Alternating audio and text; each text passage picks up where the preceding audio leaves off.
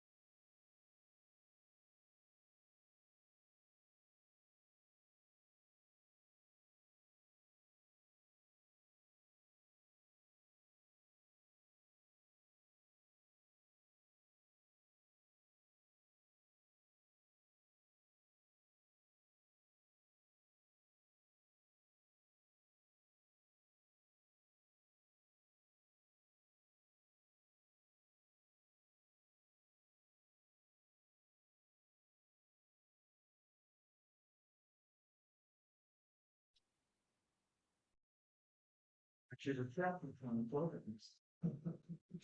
I'm thinking 7:15, 7:20. What time is it for you? 7:45, 8 o'clock. 8 o'clock for the projects. Usually we have class at the top. You can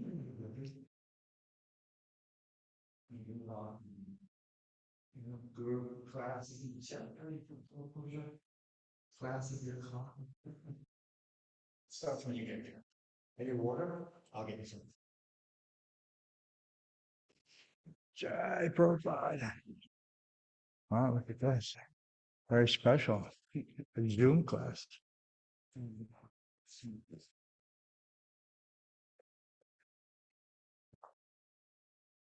And it's being recorded. What about being recorded?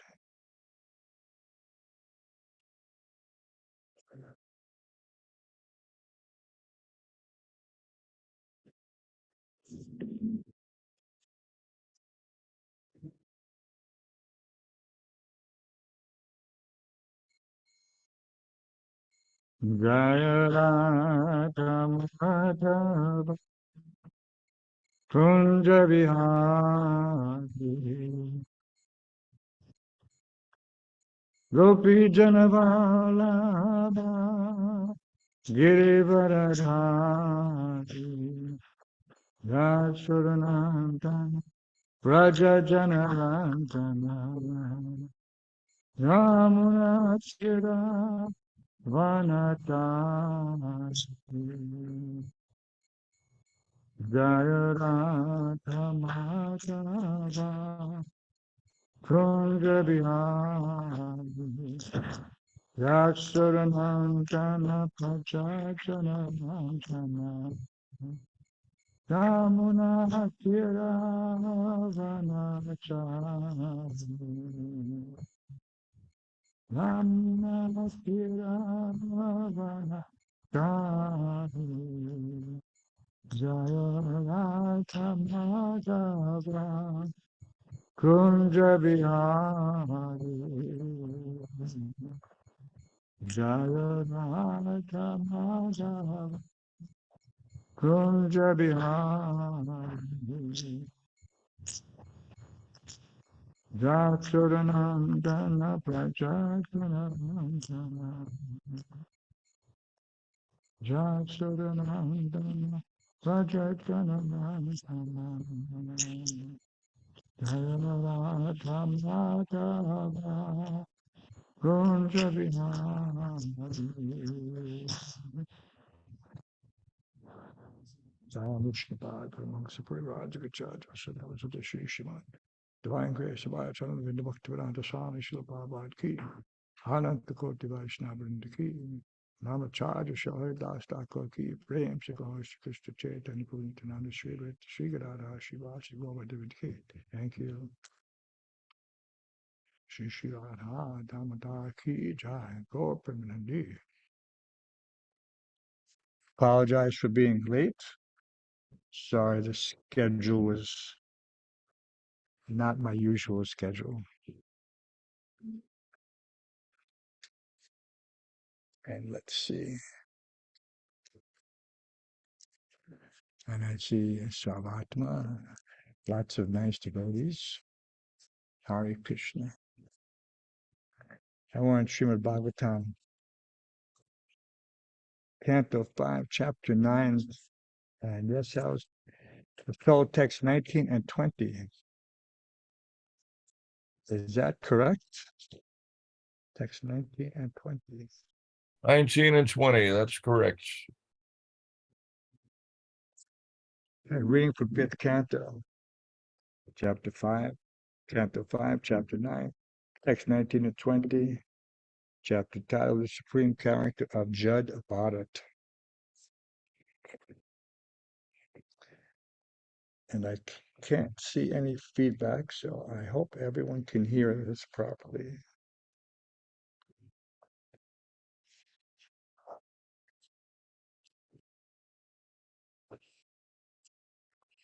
Om Namo Bhagavate Vasudevaya.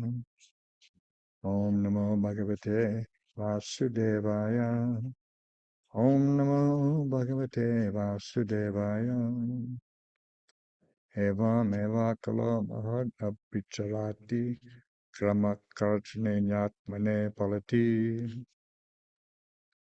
When an envious person commits an offense before a great personality, he is always punished in the way mentioned above. Text 20. Nava etad vishnu dattam ahad adbhutam yat atsam brahmaha swasiras sedana apatate vimukte dehadhyatma bhava sudridardaya grantinang sarvasatva surid atmanam nivaranang saksad Bhagavatam Shani Vayudhan Apramatena Taistarabhavai Parirakshamanang Tatpada Mulam Akuttaschad Bhayam Upasitanam Bhagavata Paramahansanam.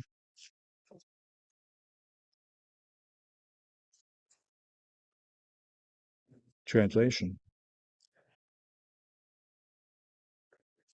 Shukadeva Goswami then said to Maharaj Parikshit,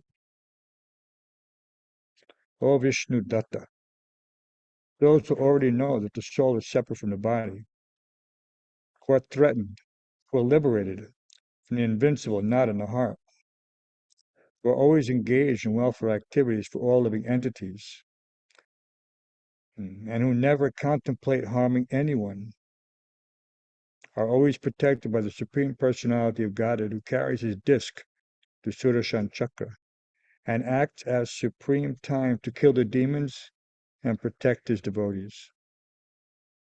The devotees always take shelter at the lotus feet of the Lord. Therefore, at all times, even if threatened by decapitation, they remain unagitated. For them, this is wonderful. Purport by Divine Grace A.C. Bhaktivedanta Swami Prabhupada. These are some of the great qualities of a pure devotee of the Supreme Personality of Godhead. First, the devotee is firmly convinced of his spiritual identity. He never identifies with the body. He is firmly convinced that the spirit soul is different from the body. Consequently, he fears nothing. Even though his life may be threatened, he is not at all afraid.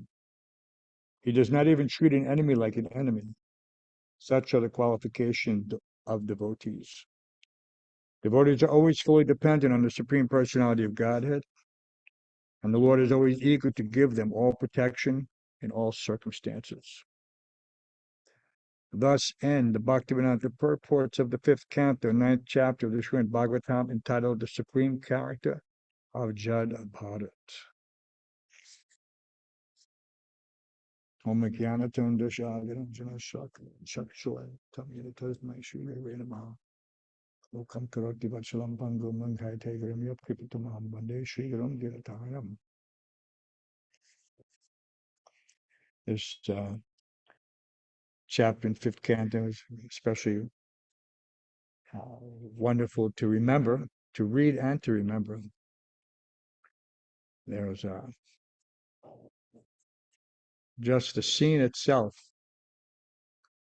of the very potent energy of the Lord springing forth from her murti to take care of these miscreants who would harm a great Vaishnava devotee of the Lord. It's worth the admission to a movie, and I'm wondering why it hasn't been made into such, when people are so enamored to see all other types of action and adventure. I think this would make a great primary feature with, and even become a great extended length sequel, trilogy, etc. The life of Jad Bharat. Of course, I'm sure that everyone here has probably been to India at one time or another. And if you, Prabhupada describes how such persons who are fond of meat-eating intoxication, illicit sex and gambling, they try to justify their act by some sanctioned ritual. Prabhupada describes that if one is fond of eating flesh, then on the dark moon night, he can sacrifice a goat, not another animal, but a goat. And so when I was building Srila Prabhupada's Samadhi in Vrindavan, we used to go to a place called Makrana in the interior, on the western part of Rajasthan, where the marble mines are located. So these marble mines, very remote, in the middle of the desert.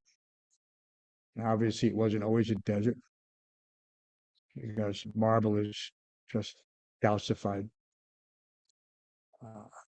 The organic matter, whatever, from living entities in a sea, compressed for millions of years under mountains, which are now deserts. So it takes a long time to produce marble, like a diamond.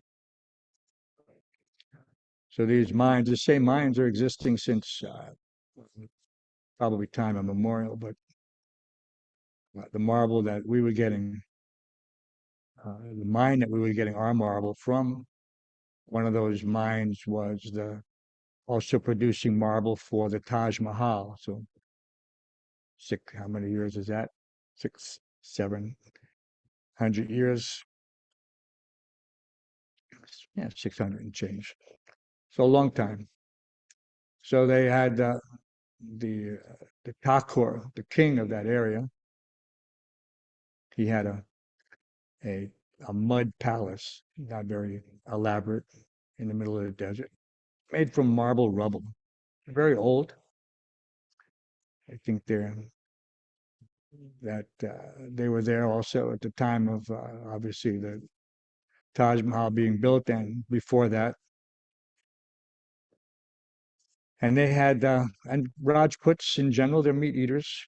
Sanction Prabhupada also mentions that Kshatriyas would hunt, but they're not really hunting. There's nothing to hunt in the desert.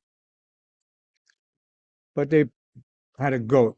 And one time the Thakur said, "Why don't you come and see what we do here?" And I said, "No, no, thank you, not interested." But he said, "No, just come and see how we offer to Goddess." I said, "Okay, I can see that. I won't stay for the finale." So they take this poor goat up with the rope around its neck into the deity of Kali, Durga, and they to offer it to the deity, not a very elaborate puja. They take a bottle of liquor and they shake it on the animal, and if the animal reacts like a dog does when it gets wet, it shakes its body to uh, shed the water. Then that's considered that the goddess has accepted the animal. So he's telling me all this before it happens. So as he has the animal before the goddess and he shakes the liquor on top of it, the goat makes no motion. He doesn't do anything. Doesn't. So I looked. I, I don't know what. Normally that doesn't occur. So they looked at the Murti and then they looked at me. I said, "So, what does that mean?" That the goddess has rejected the offering. I said, "Oh, okay." And maybe we just saved one goat. I said, "What happens now?" He said, he goes free. We let him loose.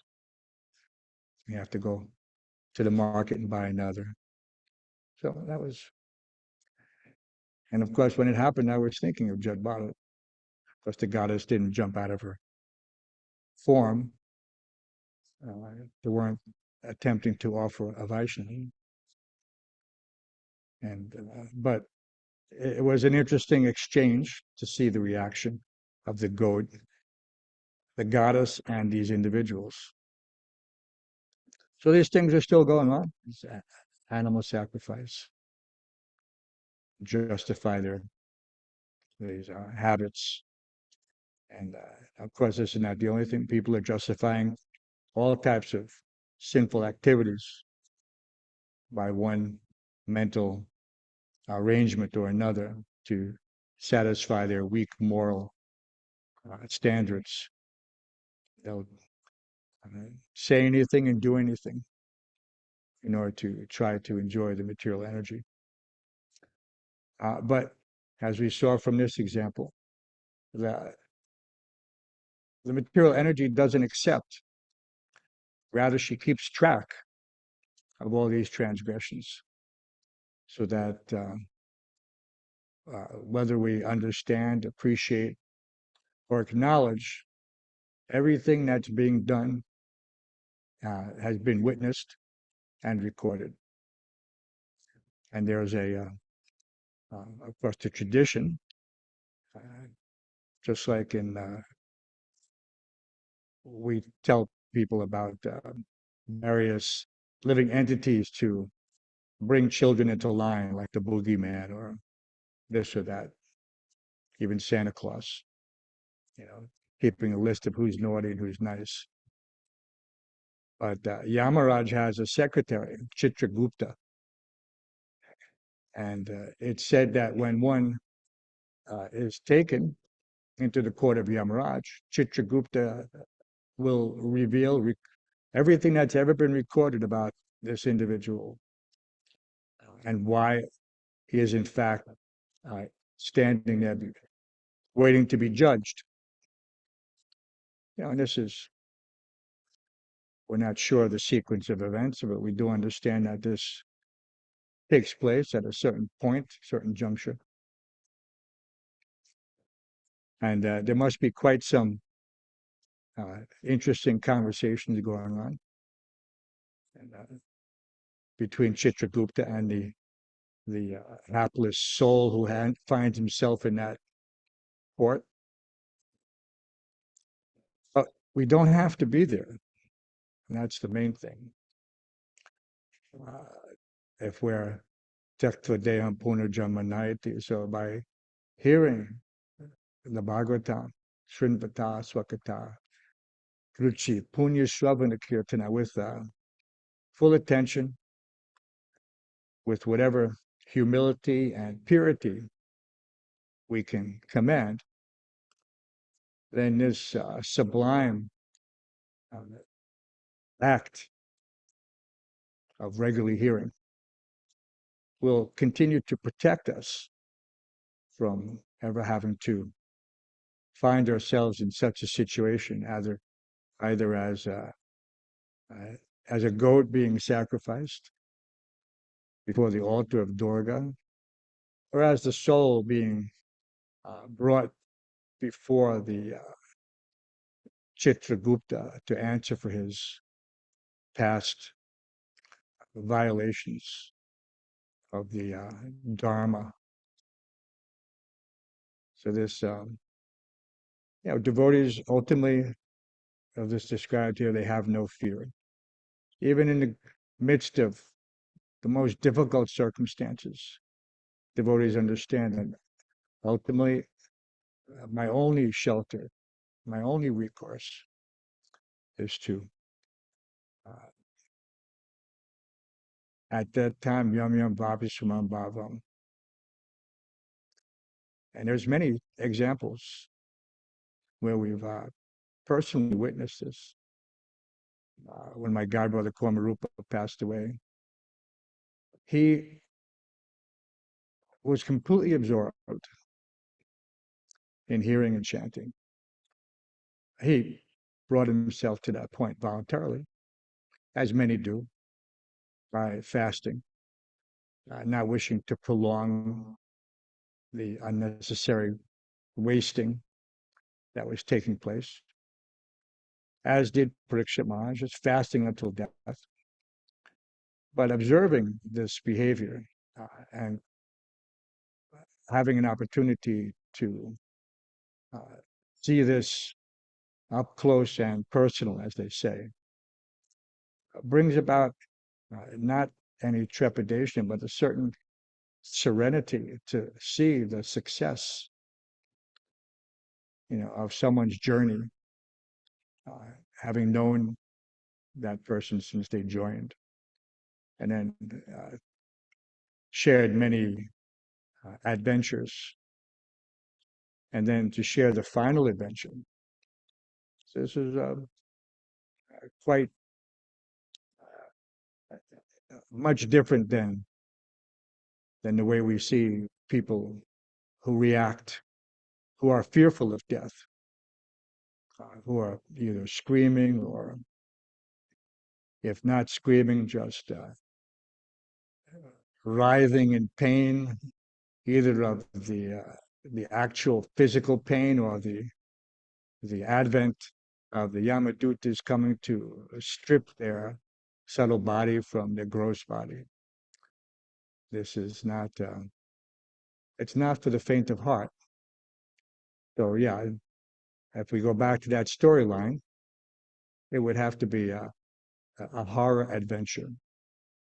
And it would be juxtaposed with the way the devotee meets or leaves his body, because the devotee doesn't actually meet death.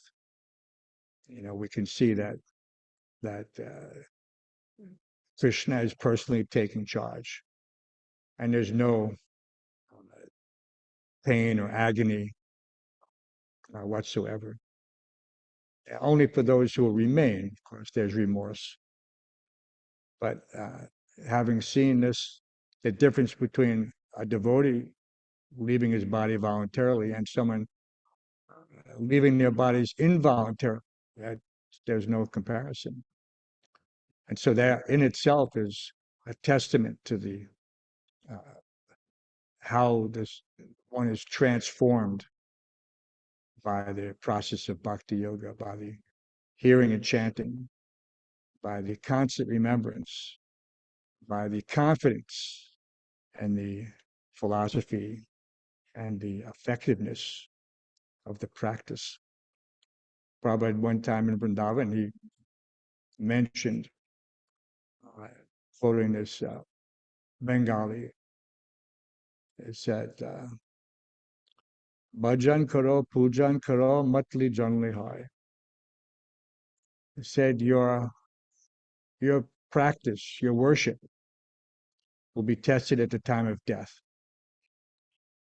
So there is no other preparation that one has to make besides this his constant attention on a daily basis to these devotional practices that sometimes we have a tendency to minimize for whatever reason. That rising early, chanting the holy names, association with devotees, honoring prasadam, worshipping Tulsi, tasting the charanamrita. These ingredients, of course, are the main as they're enumerated, but there are so many others that give us shelter that one cannot, and they're all found, in this association. And one doesn't get that example earlier of the goat. In the desert, they had one temple, but it was not very well attended when we first started going to get the marble in the early 80s. He mentioned that during the time of the Mughal incursion, that all the deities all over India were hidden, mostly in wells, and then, of course, forgotten. Just like Nathji, was how many, of course, it doesn't say, but the original incursions began in the 1100s. So the deities, some of them were hidden for hundreds of years. So they also had a deity that was found in a well, four-armed, Chaturbhuj. And they didn't know the history of it. But of course, upon finding the deity, they installed it in a temple there. And they have some Brahmins who they bring from Jaipur to worship the deity. But this type of official deity worship there's nothing redeeming. It's actually disappointing when the devotee sees that the deity is being taken care of in such a way, on this official level. It's just the opposite of the way we see the deity being taken care of here in Gitanagari or in New York or any of our ISKCON temples. The joy associated with our deity worship is what makes ISKCON's temples attractive all over the world, famous. In Vrindavan, the evening arti, now the Mangal arti, are so well attended, it's difficult for devotees to get in and have darshan. And of course, this was not always the case. But now it's a testament to the devotees who are taking care of the deities for so many years with such great care and attention, and the deities reciprocating. And so many people are coming. It reminds me of when we first purchased the temple on 55th Street. The first deity to enter the temple was Radha Damodar.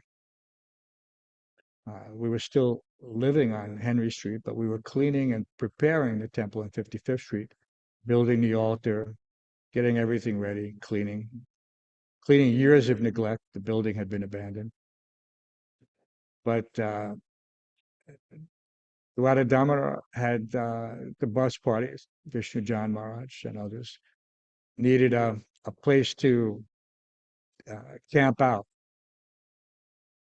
So the temple president at the time, Gopi Jana Balaban, and this is actually, it was a combination. Gopi was just getting a bus. So in the midst of this transition of him getting a bus, stepping down from being a temple president, and Radha Damodar appearing on the scene, they needed some place to, besides the bus, because there were a lot of buses, so everybody couldn't crowd on one bus for the arti. So they brought Radha Damodar up to the third floor, which would eventually become a store. It was a long room. And they situated them at one end on their altar. They had an altar on the bus. They brought it upstairs. And so that was the first Mangal Arti. And we just happened to be there because we were sleeping overnight and cleaning. And all the devotees from Radha Damodar were there. So the first deities in 55th Street were Radha Damodar. Just a note, in case anyone didn't know, it was a very interesting time period. And of course, the kirtan was led by Vishnu Jan Maharaj, and it was ecstatic. And the was shaking, the walls were shaking. And so that was a very auspicious inauguration of the first arti held on 340 West 55th Street. So Radha Damodar, their potency is legendary. So many devotees took initiation at their lotus feet. And it's a joy just to remember all these different things. And of course, their coming here is also Prabhupada's mercy, his lila, to establish them. And it's a great pleasure to be here again after so many years. And where the lifestyle of the Bhagavad Gita, the essence of Varnashram, is being embraced and followed. So I'm not sure how long the class, and again, I apologize. Our classes usually begin at 8 o'clock in Brooklyn, in Guru Puja Beat, starting at 7:30. So I was on my way. I wouldn't have been here. His Grace Sarvatmatru kindly saying, reminding me, saying that no, our program is now. I said, okay, I'm coming. So are there any questions or comments? And if there are, I'll have to see where they can be reviewed, because I see the chat, and I do see that Tarka has posted everything with regards to the verse and the purports. And there's and if anyone would like to, I don't know if the mic is on. I did find the chat box.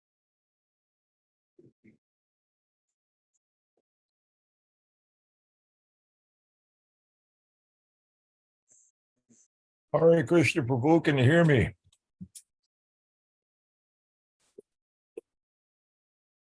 Hare Krishna. Hare Krishna. And I would like to, of course, extend my obeisance to all the devotees who have the misfortune to know me. And I don't, besides Bhakti Ken and Takshin Sarvat, recognize a lot of names. So there's Hansarupa Prabhu, can you hear me? but we do I do remember when we were brahmacharis, Henry Sidham, perhaps Tarka remembers some of the devotees, like Oh, now I see it here. All I see is disconnect the mic. I don't see any other message. Is there another? All I see here, Bhakti King, is that disconnect mic, and I'm not sure which mic we're talking about. I never used this before. What's this? Here's the mic, and I didn't see any other feedback whether I could be heard or not. But We can hear you, but you can hear me. I can hear the topic of we can comment. I don't think you could hear. No, I can't hear anybody. No, everybody's on mute. Now, I didn't mute anybody, but I guess perhaps there must be whoever started the Zoom. There is a way I know that you mute everyone and unmute everyone. Let's see. Hare Krishna. Can you hear me? You can hear. Tell them to go ahead. Maybe you can hear from my phone. Oh, yeah. Yeah, I don't know if there's a global unmute here. Let's see. And he's unmuted because I can hear him. He's unmuted, Yeah. so okay. So it's something. Something on this side just from here. Yeah. Well, let's see. Let me see if someone's in the temple. Yeah, it doesn't say. It just shows me the name. Maybe you can hear him through my phone. Ask him to repeat his comment. I'll leave my phone here. Sure. Hare Krishna Prabhu. Hare Krishna. Thank you You want for. to guide me on the here, whether or not to, because I do not see. I see everyone's muted, but I can't tell if there's a global unmute. Yeah, I want to thank you for a nice class and welcome you to Gita Nagari. It's been a while since I have seen you. You know, Prabhu, in class we were talking about the issue. Are you able to hear me? I can hear you, bro. I'm listening on Bhakti Ken's phone. Okay, so we were Now we have discussing. someone coming to unmute it. Uh-huh. Okay. That Okay, was the so key. yeah, Go ahead. we discussed in class the issue of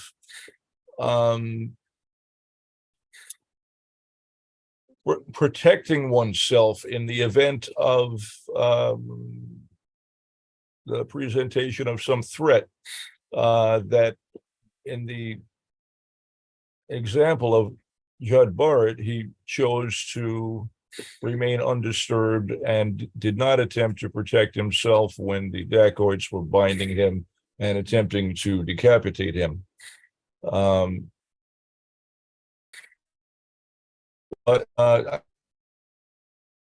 Srila Prabhupada, for ourselves, his disciples and followers in ISKCON, his prescription for us was different than that the devotees are important and it's necessary that they preserve themselves in order to be able to perform their service, that the deities have to be protected, the devotees have to be protected, the cows have to be protected. And so we are not pacifists. In the event of a serious threat, we are instructed to do what's necessary to protect. And you have some practical experience of that. I wonder if you could share with us some of your thoughts and perhaps some of your recollections of practical experience in the matter of being faced with a necessity to protect the devotees. Well, I mean, I think you also remember that when on Henry Street, when the devotees were being regularly harassed and intimidated, and Prabhupada told us to purchase some shotguns.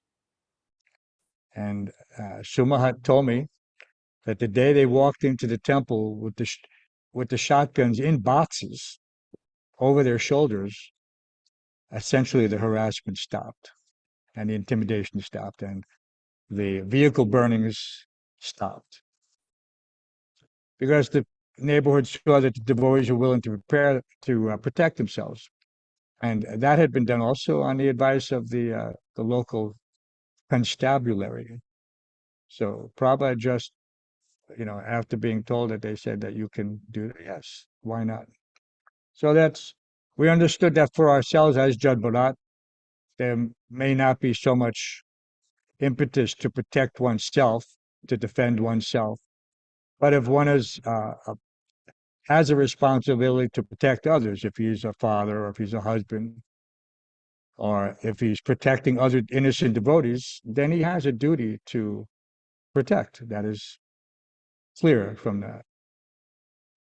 Even when we saw the exchange between Sanatana Goswami and Chaitanya Mahaprabhu, when he wanted to commit suicide, Chaitanya Mahaprabhu that didn't exactly chastise him, but educated him that this is not your body, this is my body, and I have work to do through your body. So, not that we put ourselves in such an exalted position as the Goswamis, but we can understand that the implication is that we're not acting independently for our own self-preservation, but that to preserve Srila Prabhupada's mission and movement.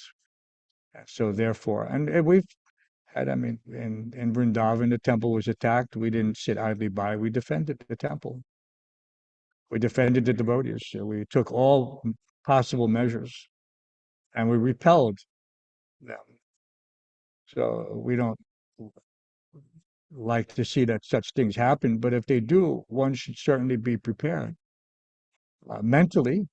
It doesn't matter at that the brahmacharis, not having access to weapons, went into temple room and they broke the handles off the squeegees and confronted these miscreants, because that was all that was had. There were no other weapons. So it doesn't matter, just the determination and the desire to utilize whatever's available.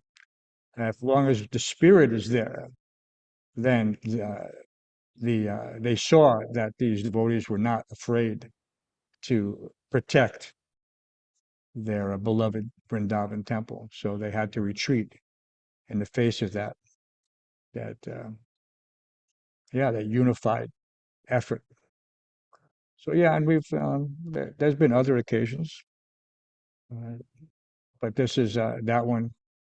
And interestingly enough, after that, there happened to be a newspaper reporter who was visiting the temple, very famous newspaper reporter in that area, Hindi language. And he was known to me because I had preached to his family, very nice, well-to-do family who runs a large institution, educational institution in Mathura. So he happened to be there. He used to come and we would discuss Bhagavad Gita.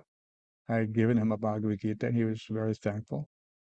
And so when he saw what had happened, how these so-called Brijvasis, but they weren't really Brijvasis, the simple Brijvasis are not like that at all. But these people they were basically hired gundas, hired thugs.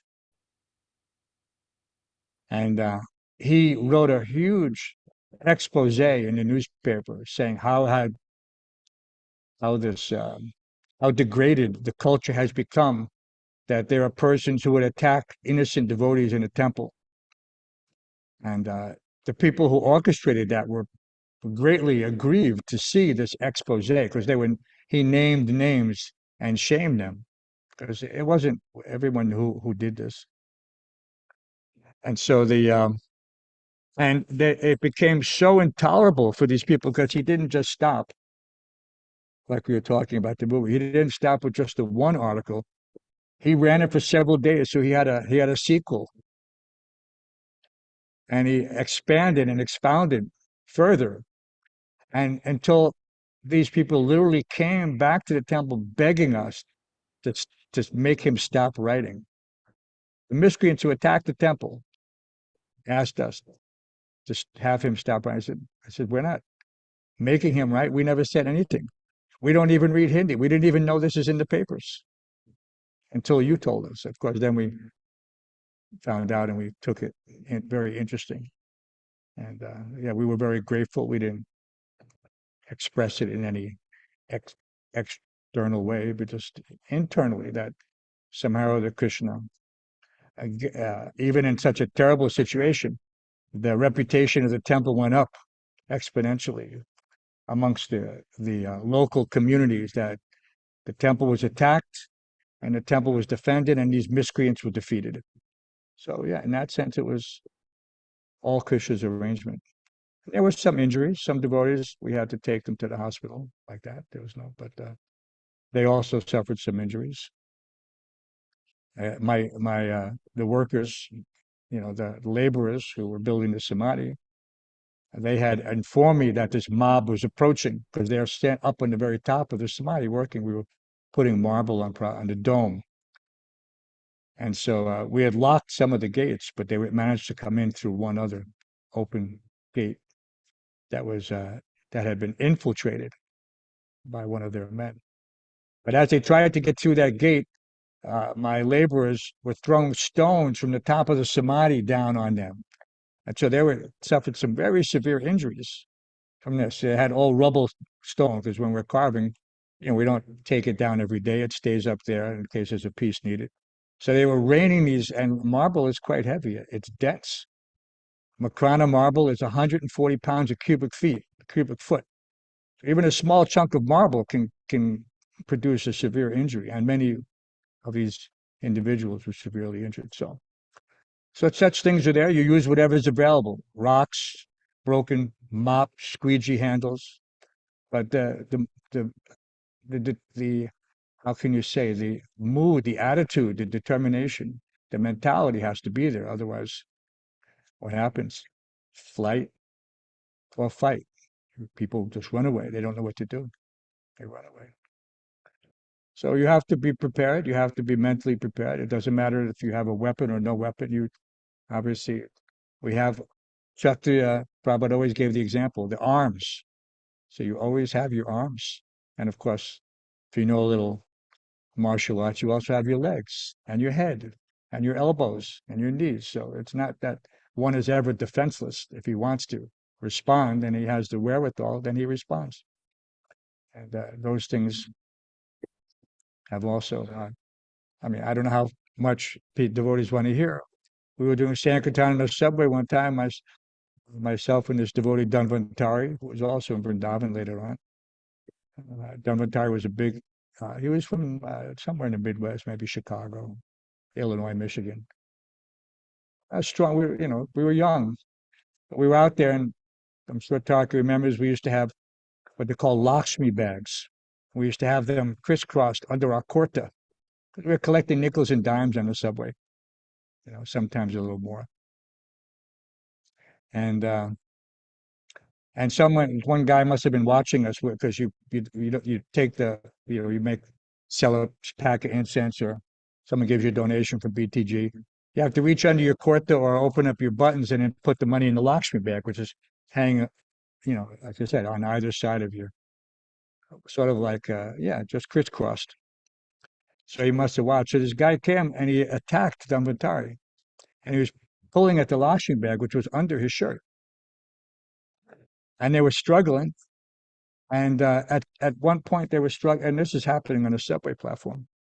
And they rolled off the subway platform onto the tracks below. And of course, in New York, there's what's called a third rail, just opposite the platform. So you definitely don't want to be anywhere near that. So as they're struggling, this guy wouldn't let go. But Dhanvantari very deftly had used a street fighting move, in case anyone wants to know this thing. The eye is obviously the most vulnerable, exposed part of the body. He poked his finger from the outside of the eye and penetrated the eye socket with his finger, because you can do this very easily. Don't do this at home. But if you put your finger on the outside and right here, and you push, your finger will go behind your eye. So he did this to this guy, and he basically said, let go or I'm going to pop out your eye. And immediately the guy stopped, struggling, and ran into the tunnel. That's where these rats live. They live in the subway tunnels of New York. And they just come out to hunt, innocent people. So many crazies in New York. But still we have to preach there, Prabhupada said. Anyway, Dhamvatari scrambled back up on the platform, now filthy, covered in mud, and we headed back to the temple with another Sankirtan story to tell. So yeah, there's such things happened. And hopefully they don't happen to devotees nowadays. But it can. So it can happen. One devotee, someone followed one of our devotees. Another reason I tell devotees don't go anywhere alone. One devotee was late. We have Harinam, goes out 5 days, 6 days a week, Sunday in the temple. So the party goes out every day at 2 o'clock or earlier. During Purushottamadika Mas, they go out 1 o'clock. They chant 6, 7, 8 hours a day on the streets. So one devotee, he was a little late doing something, so he wanted to catch up to the party, and so he ended up going alone out of the temple, walking to the subway station. So I don't know if it was as he was entering the platform or just before he got to the platform, somebody came up behind him and sucker punched him, turned him around, sucker punched him, broke his nose. So these things do happen. So we have a buddy system. Nobody goes alone. And this person just thought, everyone thinks it's not going to happen to me. But yeah, everything happens to everyone at some point, whether this lifetime or another. So I've been told that now Guru Puja is in 1 minute. So I have to end the class, and I want to thank everyone for taking the time to listen to stories. This is not exactly Srimad Bhagavatam in many cases, but we're happy to be here and happy to have read the verse and the purport by Srila Prabhupada and finished the ninth. What are we talking? 9th chapter, and we can now go on to the discussion between Jad Bharat and Maharaj Rahugana. This will also be very enlightening. Thank you. All glory to Srila Prabhupada. Shri Shri Radha Damodar ki jai. And I have your light meter, Tarka. I'll bring it over sometime before I go. Thank you very much, Prabhu. Hare Krishna. Haribol.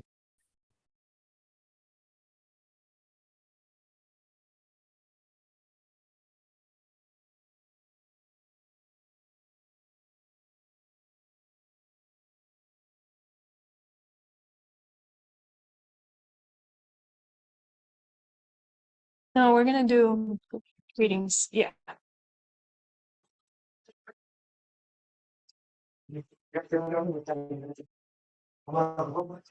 Okay.